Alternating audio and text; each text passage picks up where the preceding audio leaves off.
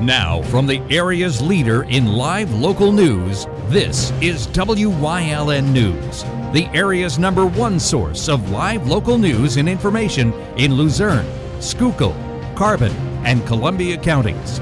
WYLN News starts now. Good evening, and thank you for joining us on WYLN News. I'm Preston Endress. 2 people are dead and another injured following a shooting in Hazleton on Saturday evening. People were called to the Hilltop Apartments just after 5 o'clock p.m. for reports of a gunshot victim. When officers arrived, they found one person wounded and a second victim who was pronounced dead at the scene. The wounded victim was taken to Lehigh Valley Hospital Hazleton and later transferred to another facility. Their current condition has not yet been released.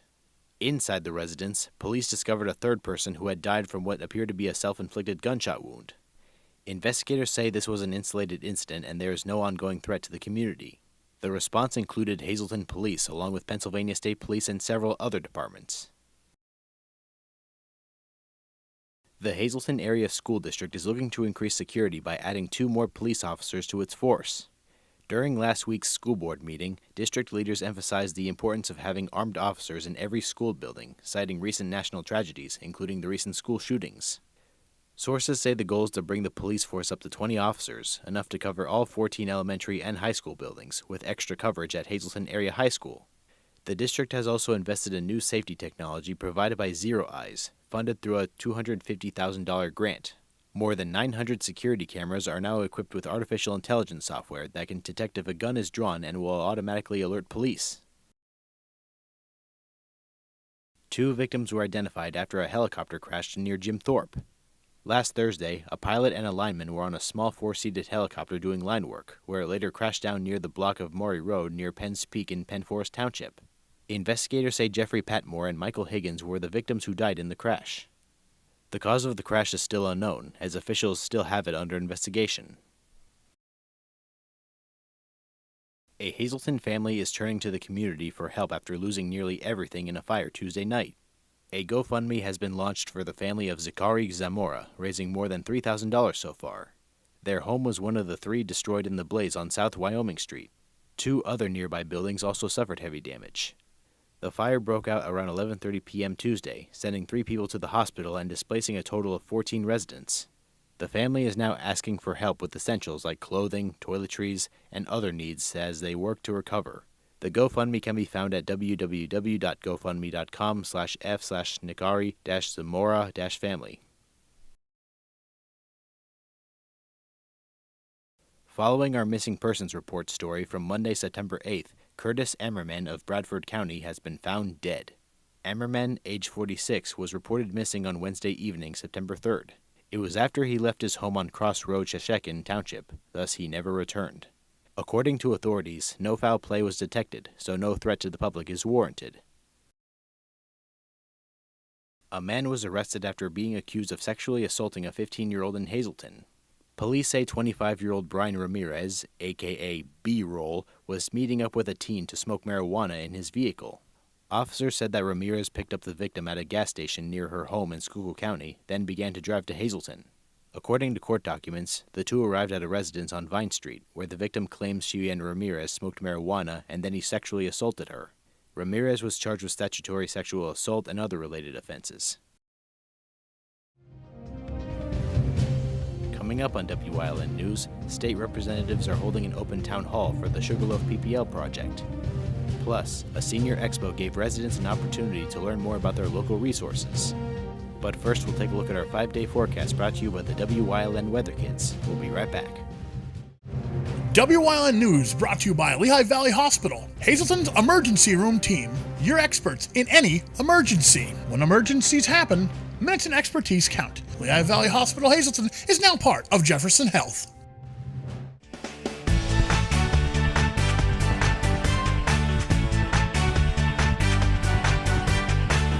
My name is Charlie.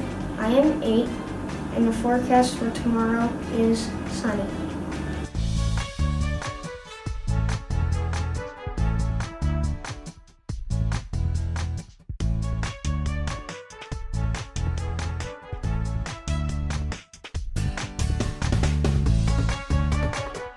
We want your child to be our WYLN Weather Kid. Your child can be our feature weather reporter of the day on Wyln News and Wyln social media posts just by using your smartphone or any video recording device. It's easy. All ages are welcome, from toddlers to teens. To find out how, go to the weather section of WYLNTV.com or look for our post about it on the Wyln News Facebook page. Submit your Weather Kid video today. Come shoot at Whitetail Preserve 118 Boulevard Road in Bloomsburg. Their skeet, trap, and sporting clay fields are professionally designed, and all stations are handicap accessible. Whitetail Preserve has resident shooting instructors certified by the NRA in shotgun, rifle, pistol, home safety, and personal protection in the home. Whitetail can also cater any size event, whether it be a private party, corporate event, or wedding. Call 570-384-2314 or 570-790-8969. This week on Let's Talk Chiropractic, we're going to look at how a cold laser helped a chronically bad ankle to heal, and then proper chiropractic care got her back to be much stronger. So check in this week.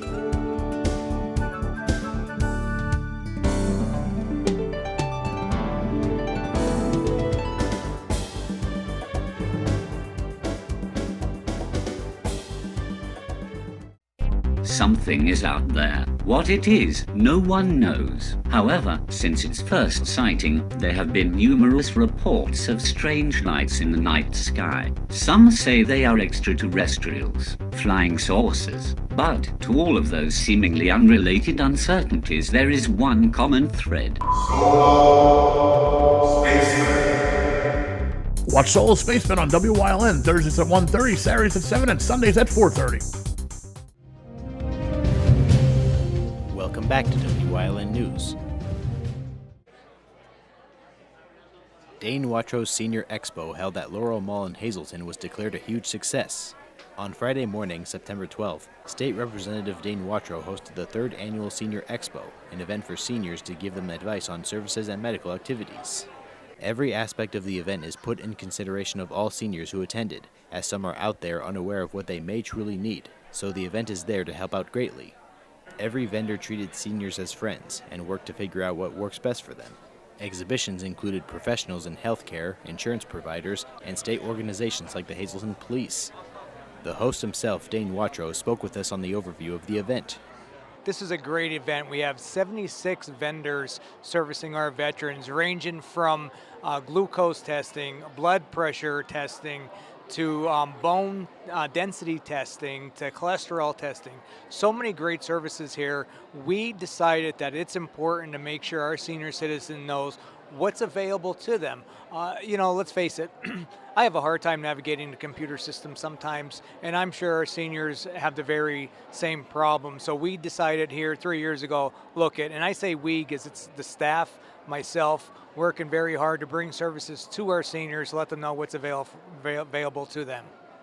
Watro also brought up the vast importance of making an event for senior health available.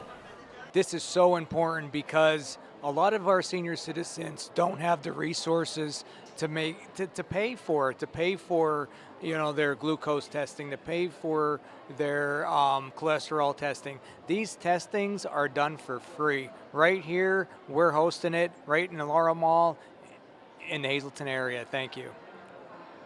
We also spoke with LVHN's Communications and Community Engagement Manager, Lisa Marie, about Lehigh Valley Health Network's involvement in the expo. We are always happy to support Representative Dane Watro's Health Expo here at the Laurel Mall. And today we are providing really great information about stroke awareness, also about our Vital Choice program. And H&L Labs is also here doing cholesterol screenings, which you can get your results in 5 minutes. So it's been a great day. It's wonderful because I get to see so many of our Vital Choice members and other people in the community that maybe I haven't seen. I connect with a lot of our partners in the community. So it is a great thing that Representative Dane Watro is doing for our community. We also had a word with Greater Hazleton Office Director Danielle Mattarella about the involvement of St. Joseph's Food Pantry. So our biggest program that we offer is the St. Joseph's Food Pantry. So once a month, you're able to come and get food assistance. We have non-perishable. We have fresh produce. So helping the elderly when they're on Social Security and money might be tight, they're able to visit our location and we can help them out with food. We also have our Relief Assistance Program, which is a small program, but it helps with things that fall through the cracks. So if they're having trouble paying, their electric bill and CEO is unable to help them, they can, reach out to us and maybe we can, help them out with, that sort of thing. We also help with gas cards if they're trying to get to doctor's appointments. And so it's a program, it's a small program. We have it until the funds run out. So if we have funding, we're able to help them, get to doctor's appointments and, things that maybe other organizations are unable to help them with. The Senior Expo is an annual event, and Dane Watrow highly encourages those who haven't learned of its existence to check it out in years to come. And it's very important. If you missed this year's Senior Expo at the Laurel Mall, we host this every September. Like I said, the last 3 years we've been hosting it, and I will definitely be hosting it next September, so be on the lookout. Pennsylvania Senator Linda Schlegel-Culver, along with Representatives Dane Watrow and Jamie Walsh, will be hosting a town hall Tuesday evening on the Sugarloaf PPL transmission line project. The Pennsylvania Office of Consumer Advocates will be providing information on the project and its impact on local communities. Property owners will be able to ask questions and learn more about their rights and the resources available to them. The state representatives will be on hand to hear any questions and concerns. The town hall is open to the public and will be held at Hazleton Area High School on West 23rd Street at 5:30 p.m. For more information, contact Senator Schlegel-Culver's Luzerne County office at 570-387-4267. Starting Monday, September 15th and proceeding through Thursday, September 18th from 6 o'clock p.m. to 6 o'clock a.m., rolling roadblocks will be on Interstate 81 northbound and southbound in Wilkes-Barre, Luzerne County. The purpose is to set beams for the Route 115 bridge project.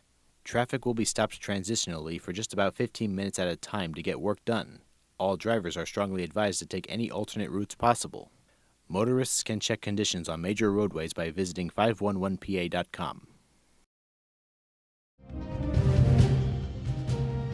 Coming up on Chick Shinny's News Choice, we check in with Luzerne County Manager Imelda Crocomo on Crocomo's County Report. Plus, Wyln historian Chris Fulmer leads us down the path through history with Lehigh Part 1. And stay right here on Wyln. We'll be right back. If you're looking for an affordable pre-owned car or truck, Cher's Auto Sales has a great lineup of clean, dependable, and quality vehicles. Stop in at 610 North Broad Street in West Hazleton, 570-454-7229. Cher's is proud to be celebrating 70 years in business. Wyln TV 35 is expanding and is on the hunt for a dynamic salesperson to join our vibrant team. If you've got the passion and the drive, we want to hear from you. Send your resume to the email displayed on your screen. Don't miss this great opportunity. Hey, did you know Wyln posts news stories and other bonus content on social media all week long? The Weather Kids, Fresh from the Farm, Everyday Heroes, Let's Talk Sports, Feel Good Friday, daily news stories, and more. Visit WYLNTV.com, Facebook, and YouTube to check it out. Wyln, the local leader on social media. We're your local network. Attention, Wyln viewers. Wyln TV can now be seen on the Hazleton Service Electric Cablevision HD tier, channel 507, and over the air at 35.1. Wyln, we're your local network. Come shoot at Whitetail Preserve, 118 Boulevard Road in Bloomsburg. Their skeet, trap, and sporting clay fields are professionally designed, and all stations are handicapped accessible. Whitetail Preserve has resident shooting instructors certified by the NRA in shotgun, rifle, pistol, home safety, and personal protection in the home. Whitetail can also cater any size event, whether it be a private party, corporate event, or wedding. Call 570-384-2314 or 570-790-8969.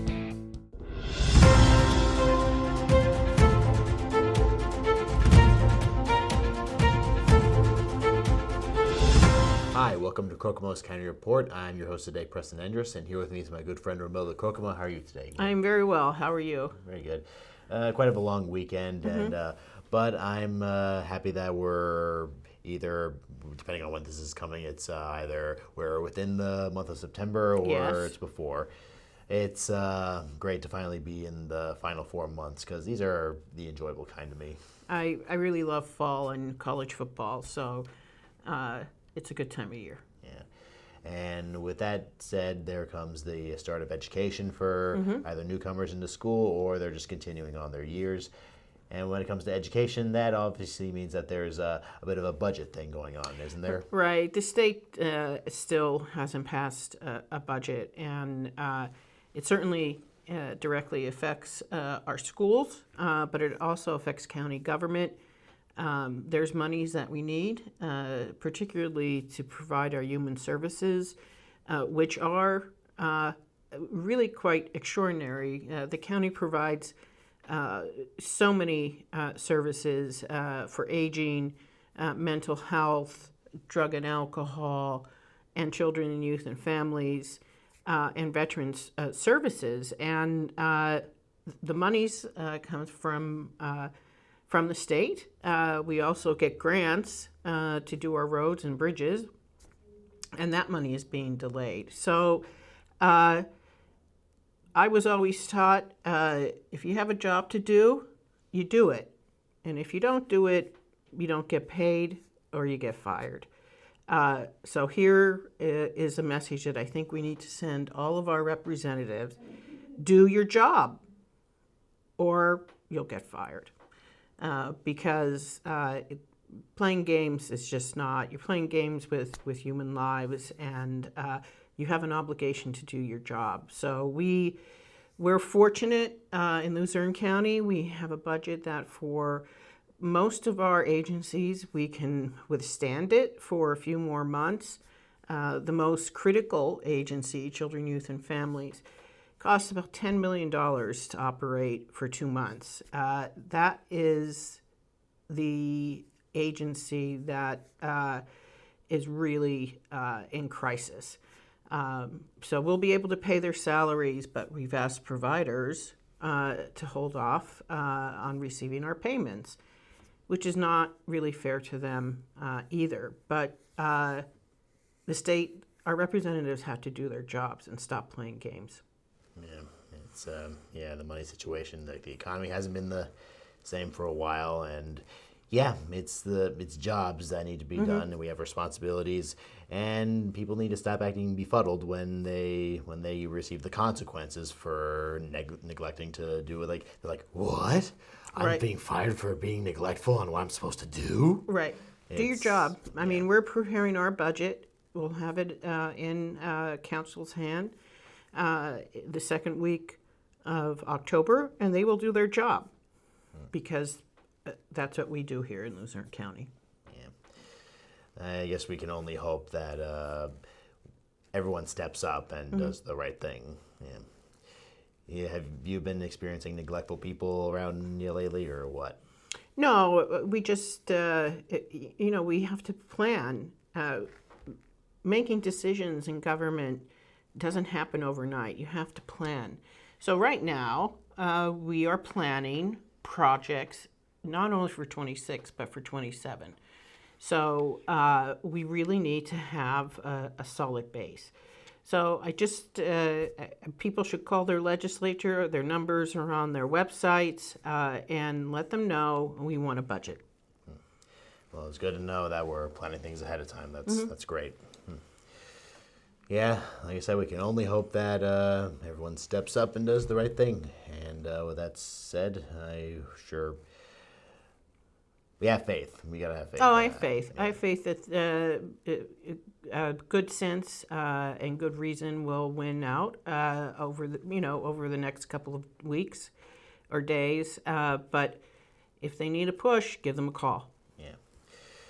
And I guess that's a good thing to leave off on right now. And okay, hope you enjoyed watching Kokomo's County Report. Let's see. Have faith, everyone, and do your jobs. Seriously, do your jobs. Yeah. That's Romilda in Kokomo's County Report. We'll see you next time.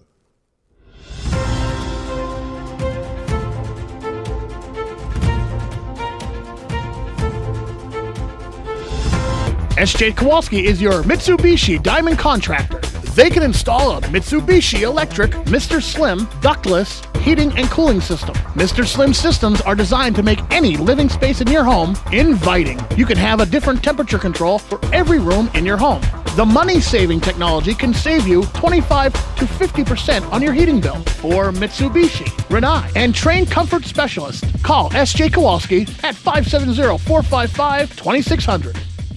Wyln programming is online all the time. Visit our website at WYLNTV.com to check out archive shows and a live stream of our broadcasts. And don't forget to visit all of our social media pages for breaking news, weather, and sports. You can also head directly to our YouTube page for all our programming at youtube.com/WYLNTV35. Subscribe and ring that bell so you get notified every time there's a new show available online.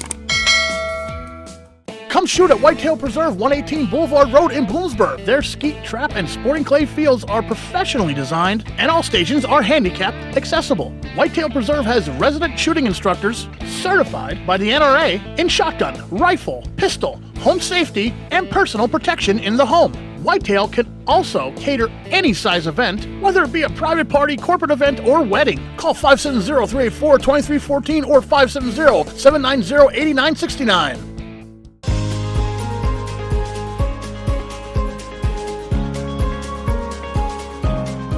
Hello, I'm Wyln historian Chris Fulmer. Pennsylvania's communities are filled with interesting history. Come with me as we discover the people, events, industries, and other historic facets of local towns.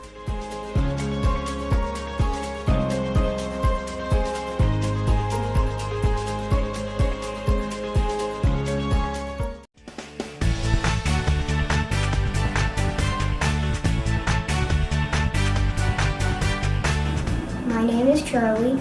I am 8, and the forecast for tomorrow is sunny.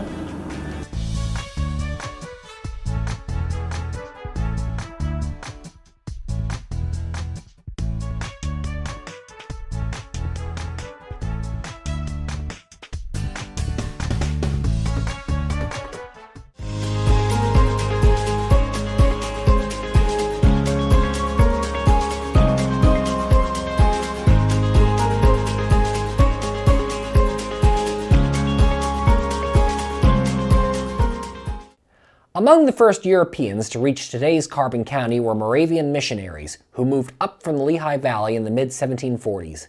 In 1746, they would establish a mission along the Lehigh River, hoping to convert local Native Americans to Christianity.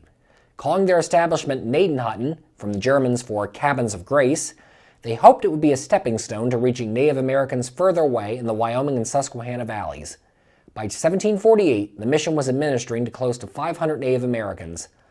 Although the Moravians at Gnadenhutten, which was the first European community in Carbon County, lived primarily peaceful lives, they were viewed with suspicion by other English-speaking colonists who viewed Moravians as subversive French agents and took umbrage with their blacksmiths' willingness to repair firearms for the area's Native Americans against colonial policy. Many natives, too, were not eager to see groups that they saw as intruders taking hold on their lands and saw no need to abandon the belief systems that had sustained them for centuries. Tensions would ratchet up high after the outbreak of the French and Indian War in 1754, and on November 24, 1755, the storm would break. 16 people were inside the mission on this day when a band of Native Americans, riled to action by the French and emboldened by the recent defeat of General Edward Braddock's forces at the Battle of the Monongahela near today's Pittsburgh, struck the complex. The raiders killed 11 of the mission's inhabitants, many of whom were only recently arrived in America, then burned the buildings to the ground. 5 other mission residents survived the massacre. Among those was the teenage Joseph Sturgis, who jumped out a high window to safety. His grandson Julius would found the Sturgis Pretzel Company in Lidditz, Lancaster County many decades later. In the aftermath of the slaughter at Gnadenhutten, the Pennsylvania Colonial Assembly took it upon themselves to try and make the northern end of the Lehigh Valley safer. Benjamin Franklin, then an assemblyman in the legislature, was sent to the former Gnadenhutten's location to ascertain the overall situation. Franklin would oversee the building of several forts down to the Bethlehem and Reading areas, and across the river from the former Gnadenhutten and the newer community of New Gnadenhutten, today's Weisport, he would oversee the construction of Fort Allen to defend area colonists. Named for future Allentown founder William Allen, the fort was 125 feet by 50 feet, with 12-foot-high stockades protecting 2 blockhouses. 2 swivel guns on the end of each facility gave the fort its firepower.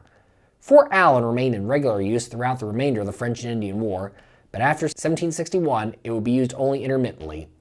The fort was torn down around the turn of the 1800s, but Fort Allen's well still stands in a park in Weissport today. In the ensuing decades after the French and Indian War, many Americans would take up arms in the cause of independence.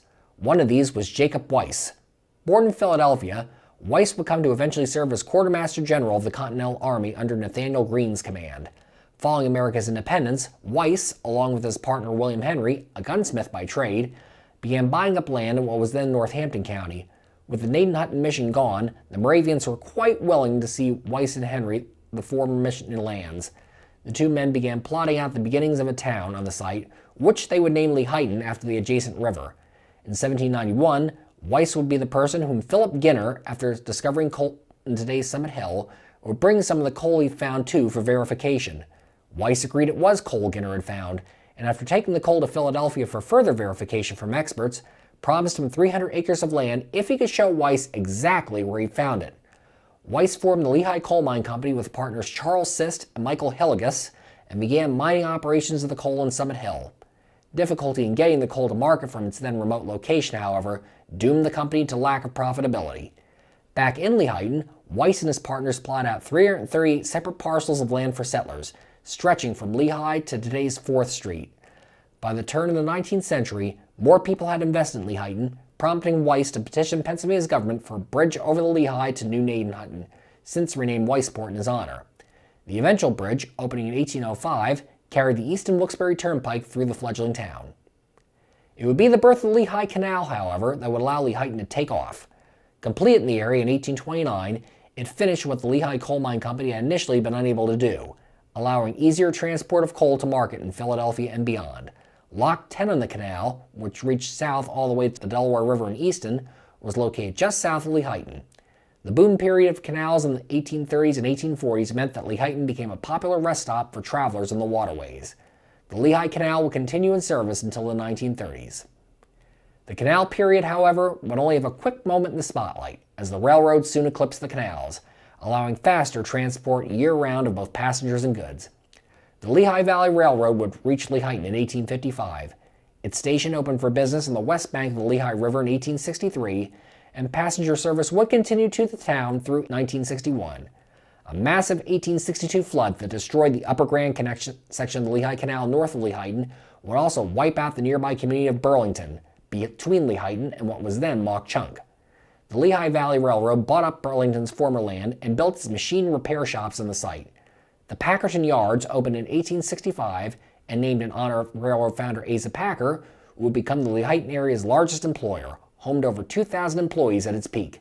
The yards would be where the railroad's coal cars would be built and where other cars and locomotives would be repaired. Packerton Yards closed in 1972, a victim of the railroad's decline. The Central Railroad of New Jersey also had a station in Lehighton, not far from the Lehigh Valley's depot.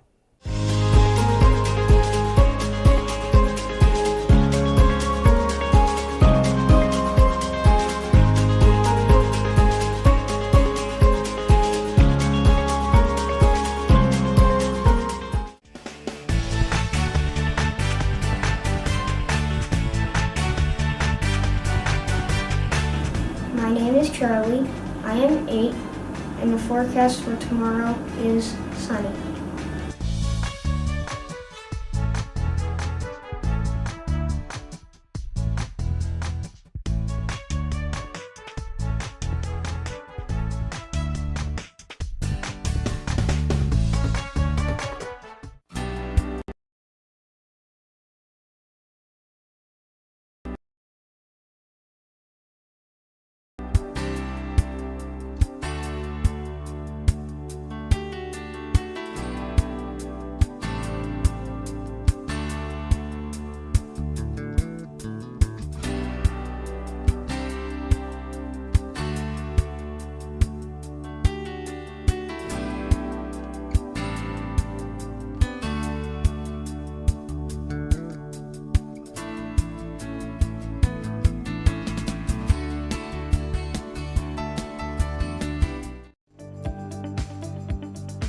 You're watching WYLN TV 35.